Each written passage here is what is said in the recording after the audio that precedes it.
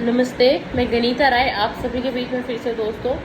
और आज की हमारी वीडियो है वाल्मीकि जयंती पे। और वाल्मीकि जयंती की आप सभी को ढेर सारी शुभकामनाएं। बहुत सी ढेर सारी शुभकामनाएं दोस्तों। और वाल्मीकि जयंती और वाल्मीकि जी यानी कि महर्षि वाल्मीकि जी, जिनका जीवन कठोर तपस्या में बीता और समाज के लिए उन्होंने अपना समय अत्यधिक दिया। और सबसे ज़्यादा उन्होंने अपना जो समय है वो साधना में व्यक्त किया। और आप सभी को जानकारी होगी कि जो रामायण के रचयिता थे वो भी महर्षि वाल्मीकि ही जी थे। और वाल्मीकि जी साधना के साथ साथ, तपस्या के साथ साथ समाज के लिए हमेशा हमेशा तत्पर रहते थे। समाज में नई सुविधाओं के लिए, लोगों की मदद करने के लिए, लोगों को एक अच्छा ज्ञान देने के लिए, क्योंकि महर्षि वाल्मीकि जी इतनी कठोर तपस्या करके उन्होंने ब्रह्म देवता को प्रसन्न किया। यहाँ तक कि कहा जाता है और बताया जाता है कि जब महर्षि वाल्मीकि जी तपस्या में लीन थे उस समय उनको इतना भी एहसास नहीं हो पाया कि उनके शरीर में दीमक लगना शुरू हो गया था।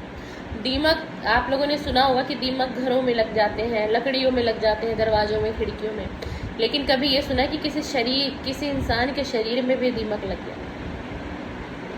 तो कुछ ऐसे थे महर्षि वाल्मीकि जी जब वो अपनी तपस्या में लीन थे और उनको इस चीज़ का भी बिल्कुल भी वो नहीं समझ पाए कि उनके शरीर में दीमक ने घर बनाना शुरू कर दिया है। वो अपनी तपस्या में इतने लीन थे ब्रह्म देवता की। और इसके बाद ब्रह्म देवता बहुत प्रसन्न हुए और ब्रह्म देवता ने उनको ऐसा वरदान दिया कि संसार में ज्ञानियों में सबसे पहले तुम्हारा नाम लिया जाएगा और तुम बहुत सी चीज़ों की रचना करोगे। और आप सभी को पता होगा कि महर्षि वाल्मीकि जी का नाम पहले रत्नाकर था। और ब्रह्म देवता ने उनकी कठोर तपस्या को देखकर इतने प्रसन्न हुए और उन्होंने कहा कि आज से तुझे लोग, देश, दुनिया आने वाले समय में तुझे महर्षि वाल्मीकि के नाम से जानेगी और तू बहुत सी चीज़ों की रचनाएं करेगा, बहुत से तू ग्रंथ लिखेगा। उन्होंने बहुत से ग्रंथ लिखे, उन्होंने रामायण लिखी। रामायण को उन्होंने इतनी अच्छे रूप से लिखी, इतना अच्छे तरीके से उन्होंने लिखी। उसमें घर परिवार, भाई बहन, माता पिता, पति पत्नी, दोस्त, रिश्तेदार, हर किसी पे उन्होंने रचना लिखी, हर किसी पे लिखी। और बड़े सुंदर वर्ण से लिखे उन्होंने कि आज भी रामायण की चर्चा हर घर घर में है।